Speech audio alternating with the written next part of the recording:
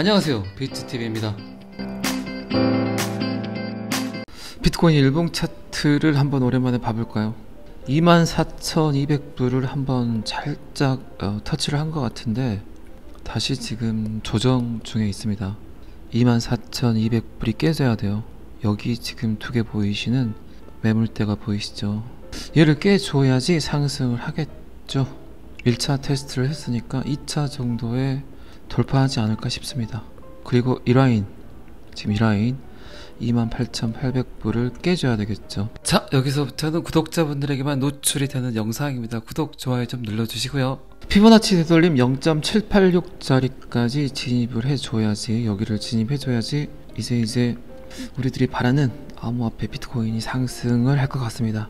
0.786짜리 이 자리, 역사적 대상승이 있었던 자리죠. 그래야만이 요렇게 올라가서 터치를 해서 쭉쭉쭉 올라갈 수 있겠죠.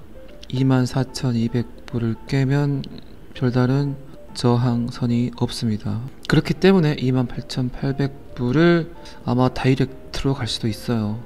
하나로 지금 3,100만원 정도 하네요. 미국 7월 소비자 물가 지수 발표가 있죠. 곧 내일 오전 9시 반 정도에 발표를 하니까 요거 발표 끝나면 이제 약간 하락을 한다든가 아니면 상승을 한다든가 또 둘 중에 머리를 틀겠죠. 이렇게 갈 가능성이 큽니다. 이번 달에는 FOMC 회의가 없고 그렇기 때문에 다음 달 금리 발표를 또 제롬 파월이 하겠죠. 0.75%로 지금 예상을 하고 있지만 전 세계적으로 민원이 발생하기 때문에 0.5나 0.25 정도 해준다면 엄청난 탄력을 받을 수도 있겠죠. 저는 솔직히 근데 이걸 바라지는 않아요. 0.75나 1%를 발표를 하더라도 암호화폐만 상승을 했으면 좋겠어요. 솔직히 그 패턴이 가장 이상적인 패턴이죠. 주식과 부동산이 하락하고 암호화폐 혼자 상승을 하는 그림, 그 그림이 제대로 나와야 되겠죠. 어쨌든 전세계적 경기 침체 그리고 부동산 가격 지금 계속 여러분들 공중파 방송 보시면 아시겠지만 약간 심각해지고 있습니다. 강남 불패, 땅 불패, 아파트 불패가 이제 꺾일 것 같아요. 그래도 마지막까지 상승을 했던 서초구까지 이제 하락을 보이고 있어요. 주식 하락, 부동산 하락, 그리고 암호화폐 떡상 그림이 나와야지 진정 비트코인이 인플레이션 해칭 수단으로서의 그 역할을 충실히 해내는 게 아닐까요? 저는 그렇게 생각을 합니다. 그렇기 때문에 굳이 금리를 0.5나 0.25 하지 말고 0.75나 1%를 꽝 때려버렸을 때 그때 비트코인이 어떻게 보일까가 굉장히 저는 궁금하거든요. 그러니까 제롬 파월이 너무 소극적인 생각하지 말고 지가 마음 먹은 대로 그대로 밀어붙였으면 좋겠습니다. 전 세계적 민원이 들어오더라도 뭐 그까이 것 이렇게 생각을 하면서 본인의 소신대로 밀고 나가야 되지 않을까요? 그래야만이 방금 전에 말씀드렸지만 암호화폐의 가치가 보이게 될 겁니다. 자, 비트코인 차트는 여기까지만 보시고요. 며칠 전부터 계속해서 지금 이제 블록체인이 바꾸는 세상에 관한 데이터들이 쏟아지고 있습니다. 베트남이 머리를 잘 쓰는 것 같아요. 블록체인 경제를 받아들인다는 건 제가 예전에 그런 예시를 한번 드렸죠. 중국이 뭐 시티폰, 삐삐, 핸드폰 뭐 이런 것들을 사용하지 않고 바로 스마트폰을 사용해버리는 그 형태와 똑같다는 이야기를 가지고 제가 블록체인 경제에 대해서 이야기를 드렸습니다. 굳이 후진국이나 개발도상국 같은 경우는 금융 인프라를 깔기가 굉장히 힘들죠. 어마무지한 돈이 든다는 겁니다. 중국에서 투지폰, 핸드폰, 삐삐 이런 걸 사용하지 않고 시민들이, 국민들이 스마트폰을 바로 사용하는 거와 똑같이 개도국, 후진국, 특히 은행 계좌가 없는 나라 같은 경우는 굳이 비용이 천문학적으로 드는 그 금융 인프라를 깔 필요 없이 그런 시스템들을 건너뛰고 바로 그냥 블록체인 금융에 참여를 하게 되면 아주 현명하죠. 그런데 이런 블록체인 경제 시스템들을 어디가 빨리 받아들이냐 이런 것들이 굉장히 중요하죠. 베트남 같은 경우는 암호화폐 투자자도 굉장히 많고 투자자들의 수익률도 우리나라보다 더 오히려 좋다는 이야기를 제가 몇 번 들었습니다. 그런데 베트남에서 드디어 블록체인에 관한 데이터를 내놨습니다. 정부 관료들이 이제 눈을 뜬 거죠. 저는 그렇게 생각을 해요. 어쨌든 정치를 하는, 그리고 국정을 이끄는 관료직에 있는 정책을 결정하는 정책 입안자들의 지식이 높아지고 그들이 먼저 알아차리고 그거를 시행하는 국가의 국민들이 많은 혜택을 보게 된다는 겁니다. 베트남 블록체인 협회는 지역의 디지털 환경을 변화시킨다. 충분히 변화시킬 수 있죠. 블록체인 기술의 사용이 해가 갈수록 기하급수적으로 증가한다. 그리고 초기 시장에 진입을 함으로써 블록체인 기술은 의료, 공급망 관리, 국가 간 송금 등 다양한 기술 분야에 걸쳐 계속 침투를 하고 있고 사용 사례를 찾을 것이라는 것은 당연하다. 공급망 관리, 그리고 의료, 국가 간 송금, 요 세 가지 아이템을 보더라도 먼저 생각나는 게 데이터의 위변조가 되면 안 되겠다는 생각이 드시죠.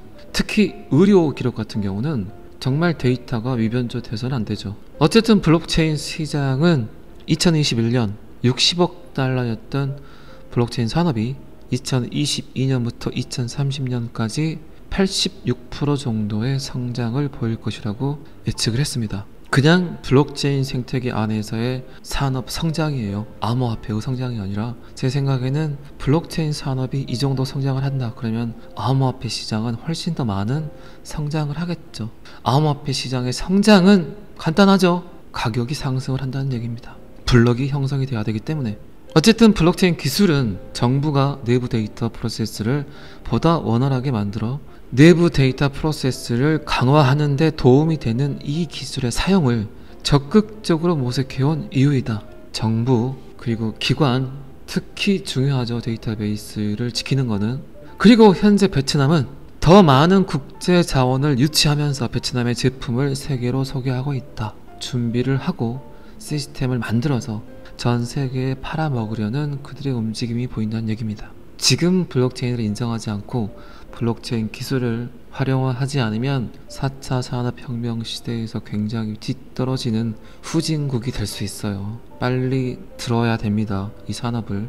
정부 관계자나 정책 입안자가 제 영상을 좀 봤으면 좋겠어요.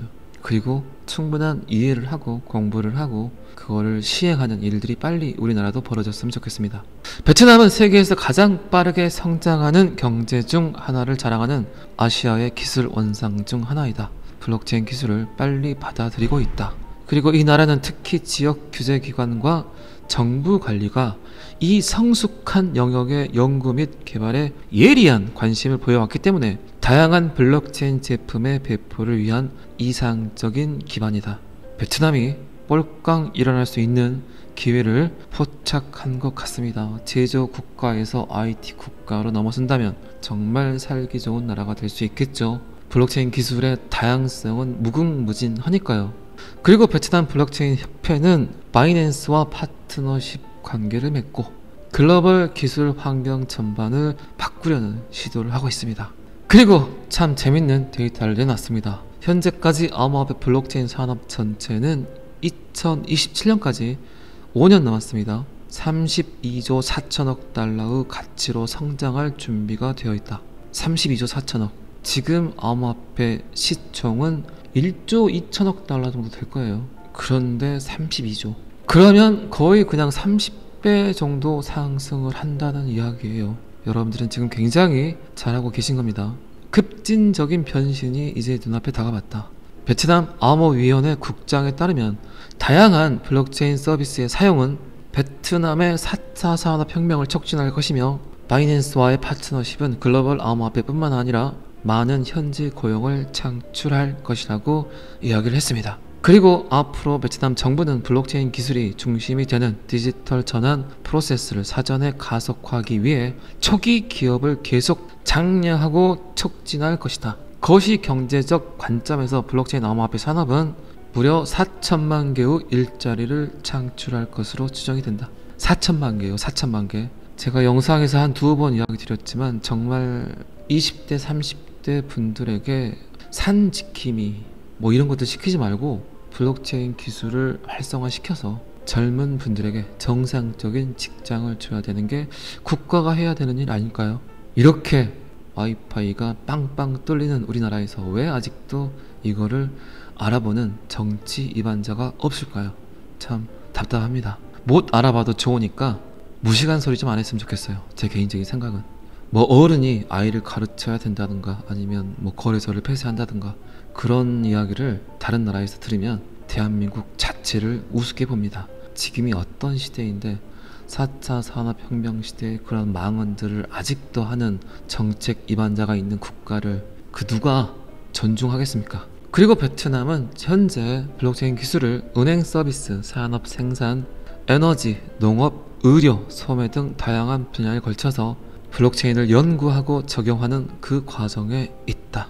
어쩌면 베트남이 후진국의 멍에를 던지고 제조를 하지 않고 정말 IT 강국이 될 수 있을 것 같기도 하는 저의 작은 생각이 들기도 합니다만 후진국의 한계는 금방 올 수도 있겠죠. 결국 IT 강국 우리나라에서 블록체인 기술을 활성화해서 뻘깡 일어났으면 좋겠습니다. 자, 그러면 베트남과 리플의 관계를 살짝 봐볼까요? SBI 리플 아시아 블록체인을 사용한 캄보디아 최초의 국경 간 송금 서비스를 출시했다. 이 서비스는 리플렛을 사용하여 캄보디아와 베트남의 은행 간의 지불 통로를 만들고 있다. SBI 리플 아시아는 이미 베트남의 TP뱅크와 블록체인 기반 결제 계약을 체결했다. 리플은 안 걸린 데가 없어요. 그 어떤 기사가 뜨더라도 이제 다 걸려요. 거의 이제 제가 그제 영상에선가 30%라고 예약을 했는데 금융기관 그리고 국가까지 인풋을 하게 되면 거의 45%, 55% 영토 확장이 돼 있지 않나 싶습니다. 뭐 한다고들 그렇게 미 정부 기관과 소송 중에 있는 회사와 그렇게 파트너십 관계를 맺고 저렇게 생쇼를 하고 있을까요? 막말로 리플을 씹는 코인 유튜버들 많이 있지 않나요? 사라진다, 뭐 없어진다, 쓰레기다, 속지 마라, 뭐 이런 말 하는 유튜버들 많이 있죠. 그리고 인플루언서들도 많이 있고. 그런데 그들의 말이 맞을까요? 이렇게 소송 중임에도 끊임없이 파트너십 관계를 맺는 전 세계 국가나 금융기관들의 선택이 맞을까요? 막말로 리플이 패소를 하게 되면 사라질까요? 사라질 수 있을까요? 아니 뭐 사라진다고 칩시다. 그런 것들을 다 예측을 하고 유니콘 기업들의 파트너십 그리고 전 세계 금융기관들의 파트너십을 그들이 왜 추진을 할까요? 그리고 각국 국가들의 CBDC 채택을 위해서 기술 협조를 요청을 하고 리플을 폐소하면 사라지겠네요. 예. 다들 멍청한 기업이고 다들 멍청한 금융기관이고 국가들이니까 그러겠네요. 선택은 어쨌든 여러분들이 하는 겁니다. 그러면 미국은 왜 저러고 있을까요? 간단하잖아요. 여러분들 깨끗하게 만들겠죠. 깨끗하게. 제가 뭐 영상에서 여러 번 이야기 드렸지만 그래서 SEC와 리플과의 소송은 엄청난 허재다. 2020년 12월에는 엄청난 현타가 왔지만 지금 와서 상황들을 이렇게 보니까 규제라는 타이틀, 통제라는 타이틀을 암호화폐는 받아들여야 된다. 그렇게 보니까 매도 먼저 빨리 맞는 놈이 현명한 놈이구나, 똑똑한 놈이구나, 이 생각을 하게 된다는 겁니다. 어쨌든 SBI 리플 아시아는 리플과 협력하여 미국 기관에 이러한 서비스를 제공할 것이라고 밝혔습니다. 이미 리플도 베트남, 리플의 영토 확장은 끊임없이 지속된다. 오늘 또 원화채굴 하시느라 너무너무 수고하셨습니다. 저는 항상 여러분들의 성공 투자를 기원합니다. 오늘은 여기까지 하겠습니다. 구독과 좋아요는 항상 저를 힘나게 합니다. 감사합니다. 비트TV였습니다.